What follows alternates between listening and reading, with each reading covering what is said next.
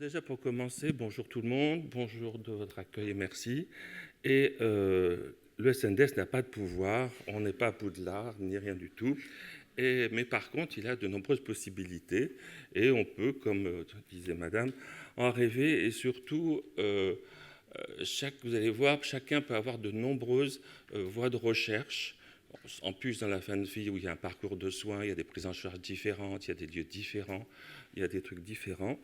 Donc, on m'a dit de présenter un petit peu le côté positif pour que personne sorte en courant effaré, et les limites. Les limites, d'ailleurs, aussi, c'est très intéressant de les étudier parce que c'est le plus important. Si vous disposez de statisticiens très gentils, très mignons, etc., vous leur offrez des chocolats, c'est très bien, mais il faut que vous-même, si vous vouliez définir plein de choses, c'est-à-dire qu'est-ce que c'est qu'une fin de vie pour vous, qu'est-ce que vous incluez, etc. Ça, il faut vraiment s'y attacher parce que c'est très, très laborieux afin de définir ces cas, ces témoins, c'est tout ce que vous voulez. On va en reparler. Donc là, il y a mon nom, et puis il y a tous ceux qui sont morts au champ d'honneur, qu'on ne reverra plus jamais, donc les internes, mais ils seront partis ailleurs, et vous allez voir, ils ont quand même... ce qu'il faut se rassurer, c'est que tous ces internes sont arrivés au début d'un stage d'internat, aidés par des statisticiens, et toutes les deux sont restées 1 an.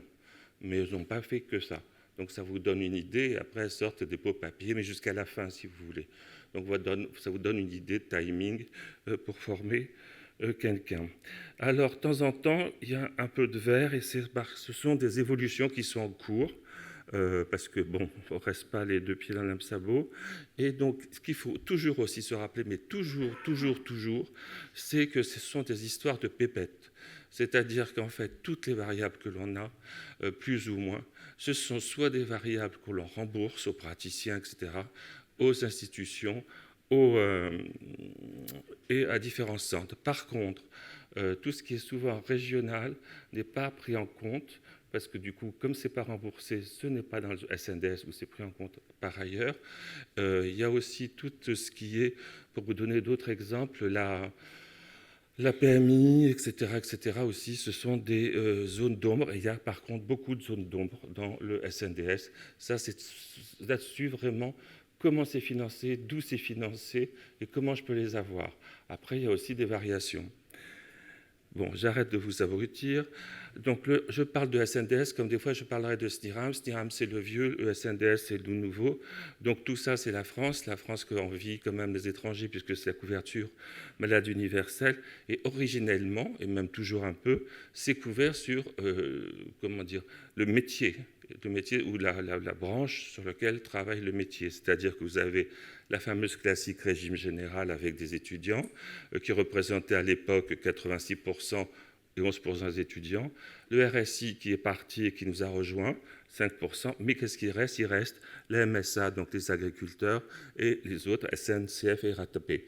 Donc après, je ne sais pas si ça a une importance dans votre domaine ou pas, mais c'est quand même un système qui va maintenant vers l'exhaustivité, c'est-à-dire qu'il y a beaucoup de données qui étaient remontées, je dirais, un petit peu de façon artisanale, comme par exemple le statut vital, etc.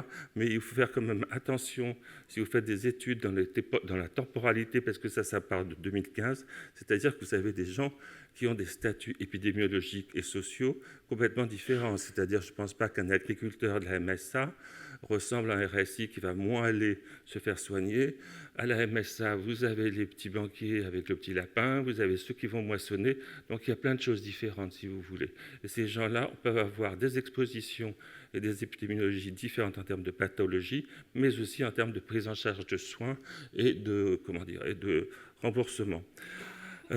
Par contre, c'est en train de s'arranger, c'est ce que je vous disais, et bien sûr, il y a des différences de structure démographique, d'exposition, de comportement vis-à-vis des soins. Et ça commence vraiment en termes d'exhaustivité à bien avancer. Non, c'est pas ça. Alors là, c'est la diapo tartine. C'est l'historique et finalité du SNDS. Au début, on avait le SNIRAM. Le SNIRAM, c'était le Système national d'information du régime d'assurance maladie. C'était un classique, donc créé par la loi de financement de la sécurité sociale de 1998. Donc ça vous dit pourquoi. Il y a eu un avis de la CNIL, premier accord en 2001, donc après le financement en 1998. Et c'est là qu'on a commencé à anonymiser les bénéficiaires, puisque bien sûr, on n'a pas besoin de vous reconnaître et reconnaître vos proches dans ce système. Ça, on en parlera plus tard. Par exemple, quelque chose de très important, vous pouvez être dans le SNIRAM ou le SNDS, mais on peut ne pas vous retrouver. Pourquoi ? Parce que vous n'avez rien consommé pendant l'année. Vous êtes quelqu'un de blanc. C'est-à-dire que du coup, ne sont inclus que les gens qui consomment. Donc, il y a quand même une partie de gens, vous voyez, par exemple, entre les jeunes, les plus âgés, etc., etc. Donc, la fin de vie, c'est comme des populations qui consomment ou qui ont consommé. Donc, ça vous concerne peut-être un peu moins. Mais faites attention quand vous faites vos dénominateurs. Donc, ça, c'est important. Et puis, bien sûr, il y a l'apport de nouvelles sources de données. Ça, Madame vous en parlera sur le CPDC. Mais il y a aussi du médico-social. On n'est pas très riche en médico-social. Ce sont les EHPAD, les MDPH. Et tout ça, c'est en cours. Alors, le SNDS, voilà ce qui est défini, c'est information sur la santé, l'offre de soins, la prise en charge médico-sociale et leur qualité. C'est plutôt la prise en charge médico-sociale qui augmente. Définition, mise en œuvre et évaluation des politiques de santé, moi j'attends de voir. Connaissance des dépenses de santé, d'assurance maladie médico-sociale, j'attends de voir. Information des activités des professionnels de santé, structures et établissements sanitaires, c'est bien que les personnes aient un retour. Surveillance, veille et sécurité sanitaire, ça, on a quand même vu l'exemple du Covid, ça a quand même pas mal marché. Et bien sûr, quelque chose qui va vous intéresser pour chacun en termes de financement et d'accès aux données, recherche, études, évaluation, innovation dans les domaines de la santé, donc le Health Data Hub, et bien sûr aussi la prise en charge médico-sociale qui augmente. Par contre, il reste finalement... Alors, il y a aussi quelque chose qui est différent selon vos institutions, c'est que la durée, la profondeur de conservation est différente. À la CNAM, on ne peut les garder que 10 ans. Donc, il faut faire attention aussi. Et tout ça pour vous rappeler qu'elles peuvent changer au cours du temps. Vous vous souvenez, je vous disais, il y avait la MSA, le RSI. Si vous faites une étude avec de grande profondeur, regardez, faites attention et demandez des conseils. Donc, les filières interdites, c'est plutôt pour les produits, comment dire, des privés, des assurances, etc. Donc, pour vous donner, par exemple, une idée, ça, bon, j'en ai déjà parlé, mais cette différence des hommes et des femmes selon le régime. Vous voyez donc en bleu et en rouge les pointes, ce sont les étudiants, ce qui est normal, on est rassuré. Mais par exemple, vous voyez la barre qui va vers les 96 ans, eh bien, on a beaucoup de mal à mourir dans certains cas, notamment un peu partout. Donc, quelle est l'exhaustivité en termes de décès, en termes de retour d'informations sur ceci et cela? Ça, si vous faites par exemple une étude sur des personnes relativement âgées, faites attention et étudiez bien ce que cela peut être. Vous avez aussi par exemple les différences. Regardez la courbe rouge, qui est toute petite en bas, mais quand même beaucoup plus haute que les autres. C'est qui? C'est les gens de la MSA qui meurent plus tard. Donc, voilà aussi des pathologies différentes. Enfin, des pathologies ou des parcours de vie. Alors là aussi, c'est encore un truc... Alors, les informations disponibles. Donc alors, à gauche, c'est Noël.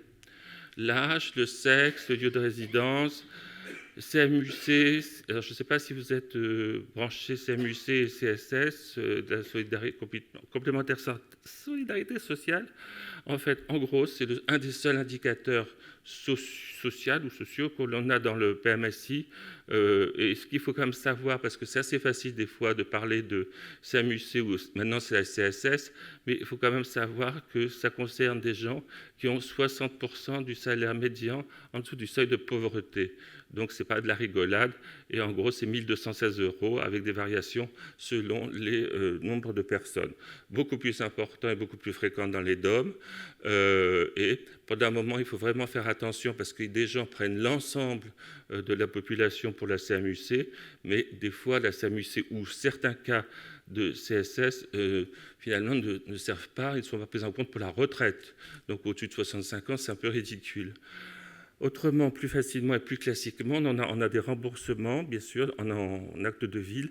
Alors, ce qu'il faut savoir, c'est qu'il y a les médicaments, la biologie qu'on appelle un ABM, c'est la table de données, ce sont les tables de données que l'on a, donc les laboratoires. Les actes et produits et prestations, c'est très important. La CCRM et la radiothérapie. Par exemple, si vous voulez faire de la radiothérapie dans un parcours de fin de vie, attention, elle n'est pas qu'à l'hôpital, elle est aussi en ville. Donc il faut aller chercher du côté ville pour pouvoir la regrouper. Il y a la LPP, c'est la liste des produits et prestations. On verra tout à l'heure que c'est aussi très précieux. Et après, bien sûr, vous avez l'ensemble des professionnels de santé, les hôpitaux d'hospitalisation, donc MCO, HAD, SSR, Psy, et maintenant arrivent les EHPAD, SIAD, MAS, femmes. Donc ça commence à arriver vers, si vous voulez, la ville et l'autour de ville, entre guillemets. Les consultations externes n'existaient pas avant, donc celles que vous allez voir quand vous êtes à l'hôpital. Et alors, quelque chose qui n'existe pas vraiment, c'est médicaments et dispositifs onéreux en sus à l'hôpital. Donc, par exemple, des médicaments coûteux qui sont donnés à des personnes en fin de vie. Et ça, soit on les a, soit on les a pas. Donc, c'est un peu dommage. Et il ne faut pas oublier aussi, je vous ai parlé de biologie et tout le reste, ça n'est pas dans le SNDS. Pour savoir la pathologie qu'a une personne, c'est s'il est hospitalisé, c'est ce diagnostic, et sinon les ALD, ou alors quelques médicaments qui sont très traceurs, type diabète. Tout le reste, on ne sait pas si, par exemple, il est anémique, si son dosage d'hémoglobine a donné des choses négatives ou pas. Par contre, il y a quelque chose que j'en parlais tout à l'heure qui est en train de se mettre en place ou qui s'est mis en place, c'est ce qu'on appelle la cartographie des patients. C'est-à-dire on a pris l'ensemble des données de ces 62 millions de personnes consommantes, attention, parce que si elles ne sont pas consommantes, on a regardé quels étaient leurs ALD, leurs diagnostics, etc. Enfin, tout ce dont on disposait, des choses plus ou moins spécifiques, et on arrive à avoir une sorte de cartographie justement de ces patients, combien ont un cancer, combien ont ceci, combien cela, avec bien sûr des bémols. Hein. Il n'y a pas de problème. Le problème, c'est que c'est sur un jour donné, donc sur un an donné, par contre, donc on ne peut pas avoir de retour. Ça, vous avez des documents qui existent sur le site de la CNAM Amélie ou ailleurs sur l'HDH. Les soins palliatifs hospitaliers, alors peut-être, je pense que vous aimeriez avoir d'autres informations que le LI, la CIM10 et la CARTO. Il y a le statut vitalien INSEE, je vous en parlais tout à l'heure, sur des étrangers, les retours au pays, on n'a pas des décès, et après, bon, retourner au pays quand on est quasiment à deux doigts de ne plus être là, et puis il y a aussi les fameux non-consommants. Les causes de décès, on vous en parlera. Donc là, on n'a pas donc de données, ce qu'on n'a pas là, c'est le négatif. Après, j'arrête. Caractéristiques socio-économiques, ce qui est très embêtant, parce que finalement, qui a accès ou qui n'a pas accès. Alors, ce qui peut être fait maintenant de plus en plus, c'est que vous pouvez avoir des données SNDS, mais vous avez des enquêtes qui sont faites par ailleurs sur d'autres thématiques ou des thématiques sociales. C'est par exemple, l'INED, je pense, avec l'échantillon permanent, où on a... alors après, il faut avoir suffisamment de puissance pour qu'il y ait suffisamment de patients qui soient pris en charge en termes palliatifs. Le statut vis-à-vis de l'emploi et le type d'emploi, rien. En ce moment, on travaille avec Pôle emploi. Les facteurs de risque, rien, à part que maintenant, on commence à avoir des proxys sur le tabac, par exemple. Le motif d'une consultation médicale ou paramédicale, on n'a aucune information. C'est pour ça qu'on ne sait pas pourquoi quelqu'un voit un médecin en ville. C'est facile de dire ça, mais d'un autre côté, ce n'est pas si évident de l'avoir. Par contre, ce qui commence à sortir maintenant, c'est des sortes d'index de gravité de soins infirmiers en ville. C'est-à-dire, par exemple, l'infirmière arrive et voit que, je ne sais pas, sa patiente est stade 4, 5, 6 parce qu'elle a ceci, cela.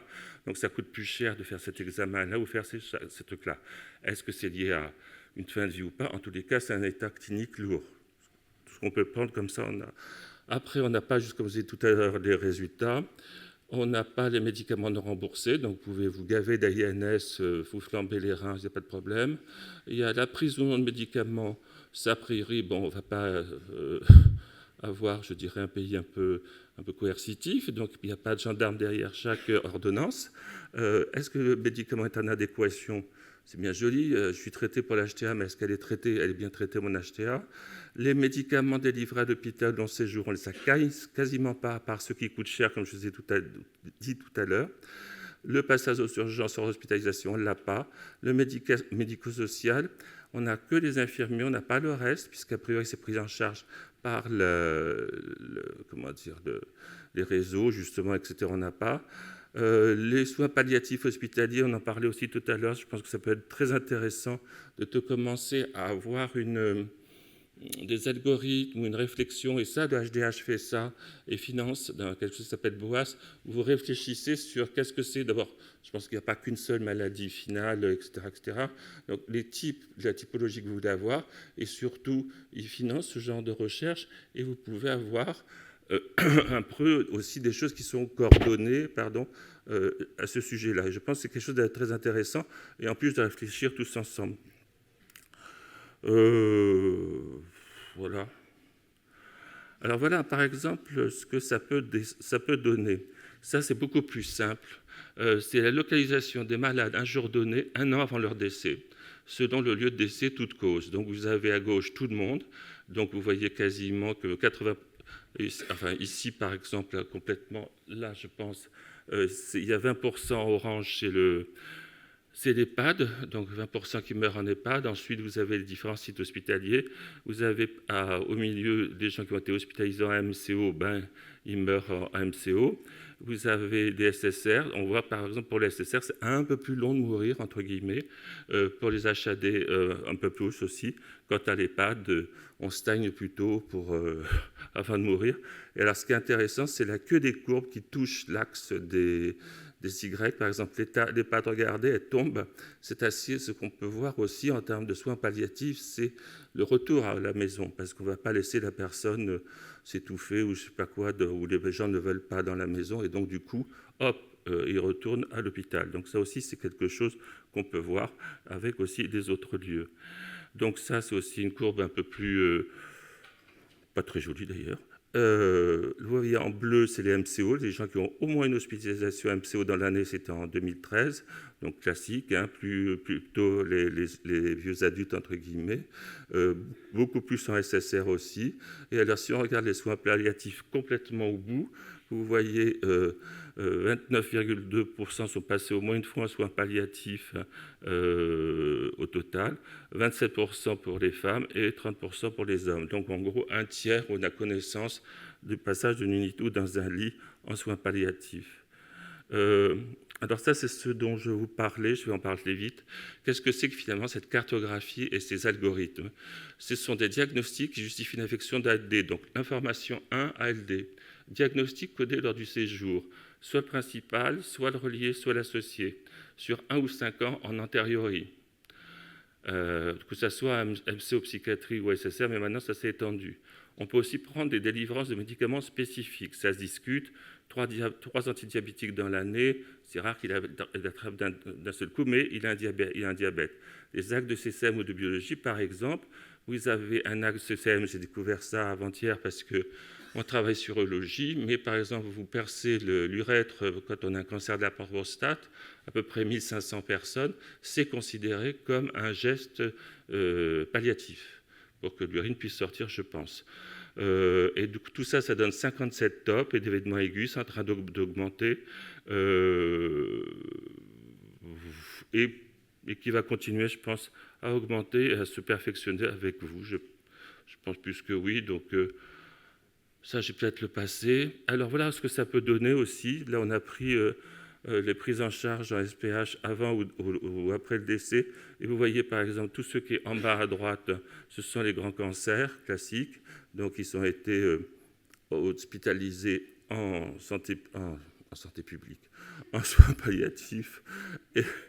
Et avant, ce sont les autres pathologies qui ont aussi été hospitalisées en santé publique, mais avec des différents niveaux. Et vous avez des niveaux, par exemple, plus élevés pour les AVC aigus ou pour d'autres pathologies qui sont relativement invalidantes. Voilà. Ça, c'est aussi ce qu'on appelle le diagramme de Sankey, c'est le trajet d'un cancer, de personnes avec un cancer soit dans l'année, soit le dernier mois. Et vous voyez en marron, c'est le domicile. Donc plus ça va, il y a des allers-retours domicile vers MCO. Après, il y en a certains, un grand nombre qui restent. Et un peu plus haut, ce sont les SSR et les HAD. le dernier mois, vous voyez aussi ce qu'on disait tout à l'heure, beaucoup de personnes vont aller en MCO pour mourir, notamment, on peut dire 31-61%, au départ 67 à l'arrivée. Donc c'est plutôt, on ne reste pas trop à domicile. Le domicile en bas, c'est les petits marrons qui ne sont pas non plus négligeables. Ça, c'est un petit peu la même chose. C'est juste pour vous dire que les décès en SSR, il y en a beaucoup quand on y rentre. Les décès en EHPAD aussi. Et les décès au domicile, il n'y en a pas beaucoup. Voilà ce qu'on peut aussi obtenir, si vous le souhaitez. Beaucoup de choses. Alors ça, par contre, au niveau du soin, on y va. Hein.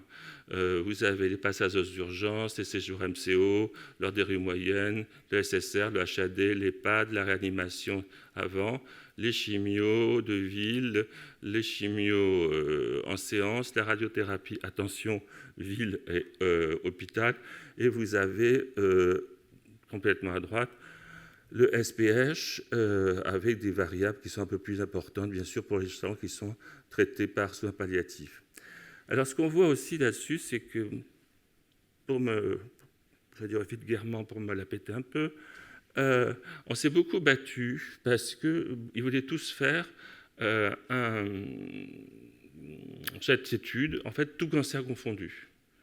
Et vous voyez bien qu'un poumon, ce n'est pas un sein, une prostate, ce n'est pas un colorectal, et ça, on le voit après. Non, on ne le verra pas après, ça sera une surprise. Mais en fait, grosso modo, le cheminement, ça dépend de l'étude que vous voulez faire, mais d'une prostate par rapport à un poumon n'est pas du tout le même. Donc, tout mélanger, que ce soit pour la prise en charge clinique, etc., je trouve ça pas très, très bien. Et en plus, il faut faire attention, parce que là, j'en parle pas beaucoup, mais il y a aussi les sous. Alors, on s'est intéressé juste un tout petit peu au retour à domicile. On n'a pas grand-chose. Est-ce que les gens qui décèdent à domicile jeunes, ils voient un peu plus le généraliste, un peu moins, pardon, c'est plutôt les spécialistes. Les infirmières, ils y vont. Alors, les antalgiques, on peut les avoir en ville. Donc, les morphiniques, un peu plus chez les plus jeunes, scopolamine et les chimios orales, puisqu'il y a une pause. Et on a aussi alors quelque chose qui est très important, qui peut être pour l'instant un proxy. On a donc dans les grandes tables, on a un ABM biologie, CCM, la classification des actes périodiques, LPP, je ne sais pas ce que c'est, les médicaments, LPP, c'est ça. LPP, en fait, c'est tout ce qui est en sus, c'est-à-dire c'est nutrition, perfusion, lit, orthèse, prothèse, en fait, tout ce qui peut aider le malade. Alors, il y a différentes choses, il y a les couches et tout ce que vous voulez.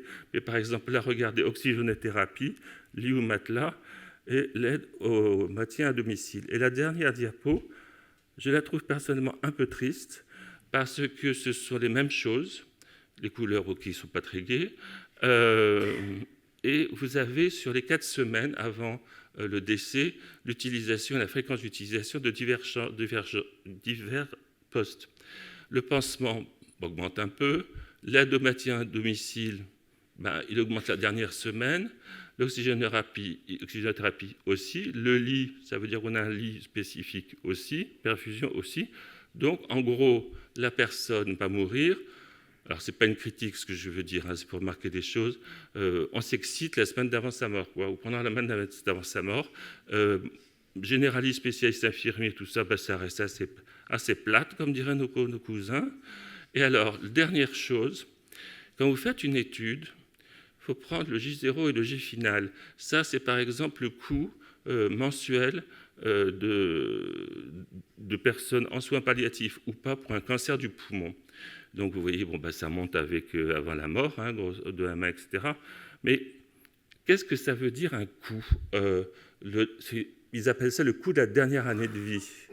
Alors, la dernière année de vie, moi, ma dernière année de vie, ça peut aller tout d'un coup très très bien. Je sors, je me fais écraser et c'était ma dernière année de vie. Mais avant, je n'ai pas consommé des masses. Bon, sauf si j'ai fait des bêtises. Mais voilà. Donc là, il faut faire attention. C'est-à-dire que, par exemple, si on prend un cancer, c'est cancer diagnostique, cancer traité post-diagnostic, cancer après recherche des méta, etc. Ça, on peut les avoir dans le SNDS. Donc, vous avez aussi les gravités. Et les gravités peuvent être différentes. Et là, c'est ce qu'on voit, la différence entre le bleu et le jaune, c'est que je pense que plus le bleu grandit, plus ça veut dire que soit c'est des personnes avec des cancers du poumon relativement tardifs, diagnostiqués tardivement, et on y va. Ce qui peut expliquer la différence aussi de coûts mensuels sur la droite, mais aussi la montée peut être différente à partir du moment où vous prenez votre J0 et votre J final, parce que c'est à calculer et à bien calculer. Ça, je vous l'avais. Donc ça... Alors, problème d'étude de parcours de vie, c'est les régimes. Alors, c'est la synthèse. Régime, domicile ou non, repérage des consommants très importants, notamment les décès, les étrangers, les droits aussi, attention les droits. Aussi, il y a les personnes qui viennent pour se faire hospitaliser, notamment en cancéreux, etc. Regardez par exemple Gustave Roussy. Il y a aussi la particulier de toutes les personnes qui sont institutionnalisées, qu'on n'a pas, notamment les masses, les femmes, les enfants trisomiques qui sont à risque de cancer et tout ça. Les pathologies étudiées, je viens de vous le dire. Ah oui, alors par exemple aussi, quand vous étudiez votre cancer, bon, je dis toujours cancer, mais ça peut être autre chose.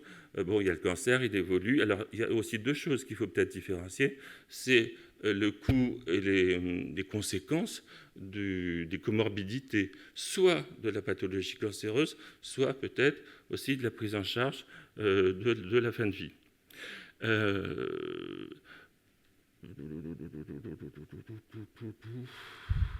Les signes cliniques aussi, on a beaucoup. Alors les zones d'ombre, c'est clinique, mais je vous ai parlé des méta.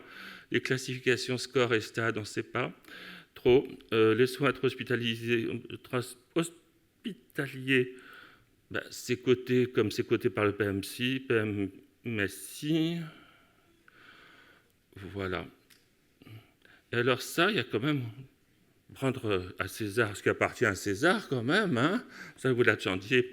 Alors l'Atlas des soins palliatifs avec monsieur, je ne sais pas s'il est là, monsieur, il est caché là-haut. Ah bon, à bientôt. Et donc voilà, et il faut vraiment tout un travail de compilation, etc. Donc il porte, si vous le connaissez, je pense que tout le monde le connaît, sur la démographie, l'offre en soins palliatifs, enfin beaucoup de choses, et beaucoup de choses que vous avez aussi, que vous leur donnez. Moi, je pense que cette chose peut être aussi intéressante pour faire des travaux de type écologique, c'est-à-dire que vous avez par exemple le nombre de morts dans une région, etc., et regardez un petit peu les proxys. Si par exemple je sais n'importe quoi, tous les cancers du poumon sont dans le nord et en fait je sais pas quoi est en bas, c'est un peu embêtant quoi, si vous voulez. Alors après il y a le problème de financement, parce que je ne sais pas, alors ça, si vous en saurez beaucoup plus que moi, en termes de financement sur de ces réseaux, de ces pathologies, etc., parce qu'il faut quand même que les ARS ou tous ceux qui sont des payeurs aient un petit retour de combien ça coûte, parce que bien sûr, on veut bien y aller, etc. Et puis après, tout à l'heure, je vous ai parlé de définition d'une pathologie, de chercher, etc. Mais après, il y a le deuxième gros jeu du petit cochonnet, c'est qu'est-ce que la loi va sortir, qu'est-ce qui va être payant, pas payant dans la loi, qu'est-ce qu'on pourra suivre, qu'est-ce qui sera nécessaire, etc., etc. Donc ça, soit on le fait à la québécoise et on se dit, bon, on calcule les indicateurs possibles avant, ce qui ne sera jamais fait, ou ça n'a jamais été fait, je pense, en France, soit après, il y a plein de choses comme ça. Mais je pense qu'une réflexion antérieure permettrait d'avoir, alors, sachant que c'est toujours basé sur l'argent, mais permettrait d'avoir quand même des premières idées de cheminement, de choses comme ça, etc. Enfin, ça, c'est pour les jeunes. Hein. Alors après, vous avez des documentations exé. Alors, Health Data Hub, si tout d'un coup, sous le soleil d'Australie, vous criez à l'aide, c'est ça qu'il faut regarder. Et de Health Data Hub, c'est plutôt collectif, il y a beaucoup de choses dedans. C'est défini variable par variable. Et puis, il y a aussi tout un réseau qui permet de vous entretenir, si vous voulez, enfin, vous entretenir en tout bien tout honneur, mais qui vous envoie des lettres, etc., etc., etc.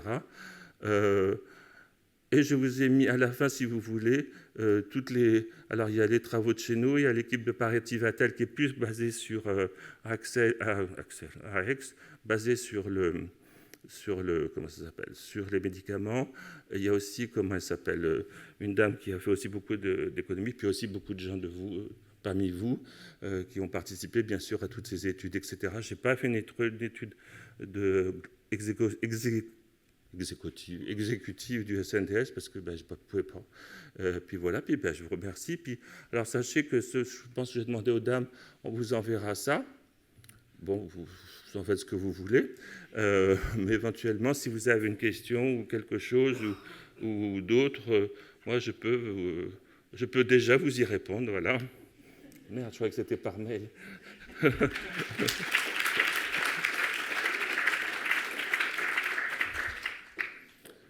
Oui, monsieur. Ah, il a pas ce... Oui.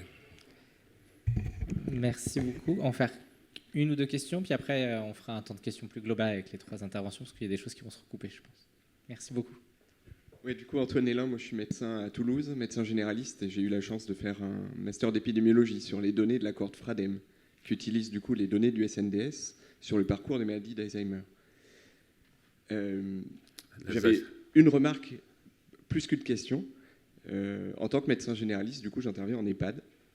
Et en EHPAD, on a mis en place, dans les 2 EHPAD où je travaille, des prescriptions anticipées.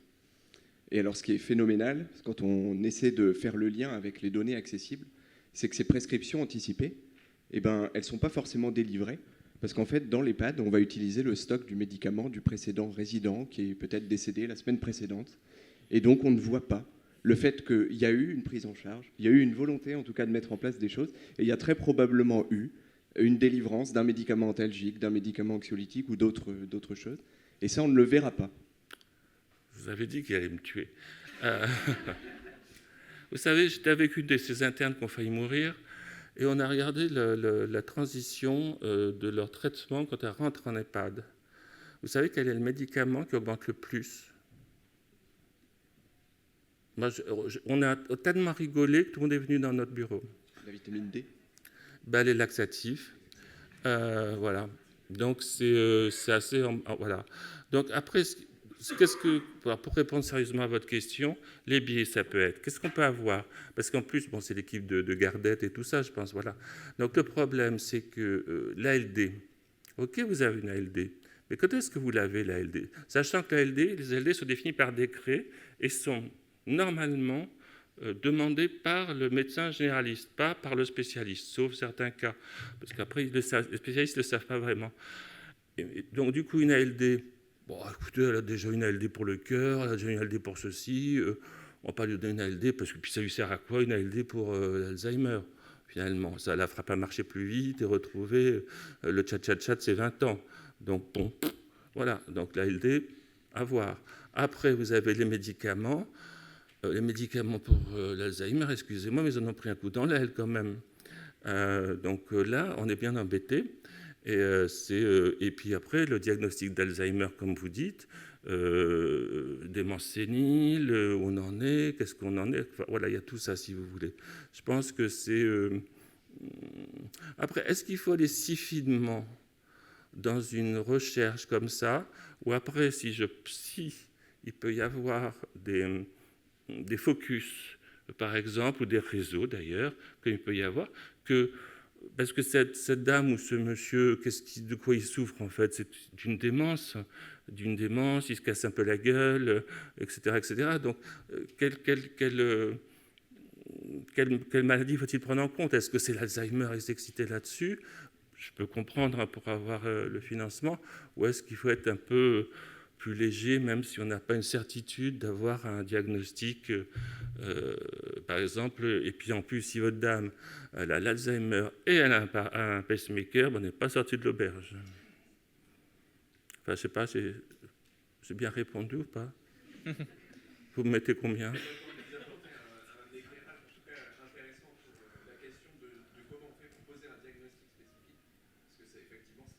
Ah oui, mais ça, il y a des pathologies que vous aurez beaucoup de mal à trouver en termes de pathologies spécifiques. Là, je suis dans les maladies urogénitales. On voit que je suis plutôt jeune. Hein. Et après, je me dis, mais comment je porterai ce diagnostic, si vous voulez ? Mais si vous dites, tout ça, c'est laborieux, mais c'est vraiment se taper toute la CCM, parce que vous avez quand même 120 000 codes. Mais c'est intéressant. déjà, ça fait revoir sa médecine. Et puis après, sous ce regard-là, c'est pas mal. Et c'est valorisé. Mais alors, une information, alors, si deux informations quand même. Une information, c'est que ça va être l'information sur les EHPAD, etc. A priori, à la fin de l'année, va sortir les informations sur, j'oublie jamais j'oublie tout le temps le nom, sur l'accès au SSIAD, le service infirmier à domicile, donc déjà peut-être dans la nature. Après, sur les SMR, les institutions, donc les femmes, les masses. Et si vous voulez aussi, il y a toutes ces personnes-là qui sont en institution. Bah, finalement, j'ai fait un AVC grave, bidaboum, paf. Avant, bah, j'avais des antihypertenseurs. Et puis, je suis dans ma femme ou dans dans la masse, pardon. C'est pas mieux. Enfin, bref, j'ai plus d'ALD. Les traitements, parce que beaucoup aussi d'EHPAD, les traitements viennent de pharmacies hospitalières. Vous n'avez pas. Vous regardez un petit peu si, avant de faire son AVC, la dame, elle a été voir son cardiologue ou autre chose. Je suis sûr que 6 mois avant, elle n'a vu personne. Donc voilà. Merci beaucoup. La distribution de l'exomil est possible. On a une question qui va faire le lien, parce que notre prochaine présentatrice a Ouais, une remarque, et du coup, je vous la présente en même temps, parce qu'après, je pense qu'elle va enchaîner avec son propos. C'est le docteur Élise Coudin, qui est directrice du Centre d'épidémiologie sur les causes médicales de décès, que vous connaissez plus sous le nom de CEPI-décès, qui va présenter le CEPI-décès, mais elle avait une remarque et un questionnement qui allait être constructif pour tout le monde. Le statut vital, tu l'as mis dans la colonne de gauche, c'est très optimiste. Donc le statut vital remonte très bien dans tout ce qui est régime général du SNDS, donc ça c'est le cas, mais il ne remonte pas forcément très bien dans les autres régimes que tu as mentionnés, typiquement MSA, etc. Donc du coup, il faut faire très attention, parce que même le statut vital, des fois, bah, il est un petit peu dans la barre du milieu. Ok. Tu as raison. Et alors, surtout, il est aussi, il y a des statuts vitaux, et c'est pour ça qu'il y avait tout un trip comme ça sur la mère et l'enfant, c'est-à-dire qu'il faut un certain temps pour qu'il soit déclaré même dans le registre, et c'est pour ça que c'était excité les dames de... Et puis le statut vital, il y a aussi le statut vital d'un enfant d'AME, de tout ce que tu veux, etc., aussi, qui n'est peut-être pas si facile que ça. Je pense que ça s'est un petit peu amélioré. Pourquoi? C'est ce que je te disais, c'est-à-dire, bon, il y a quand même, il y avait les régimes qui fonctionnaient comme le régime général, en termes de, la saisie, etc. Mais comme c'était après les caisses qui le rentraient, et ce n'était pas vérifié. Parce que la caisse, vous avez le droit, quand votre mari ou votre époux décède, à une certaine somme. Je n'ai pas dit tout le monde. Et puis, certaines sommes, tu peux la récupérer, mais tu peux avoir 1 an pour la récupérer. Mais si tu fermes le dossier 1 an avant, dans le baba, donc après, c'est tous ces trucs-là, quoi, de vieilles procédures qui ne sont pas encore. Mais ça, je pense que ça avance. Et d'ailleurs, beaucoup de gens attendent, moi je dis ça comme ça, hein, une étude croisant statut vital et cause de décès. Est-ce que ceux qui ne sont pas morts sont morts? Est-ce que ceux qui sont morts avaient une cause sans être morts? Eh ben, ça fait un très bon lien. Merci beaucoup, monsieur Dupont.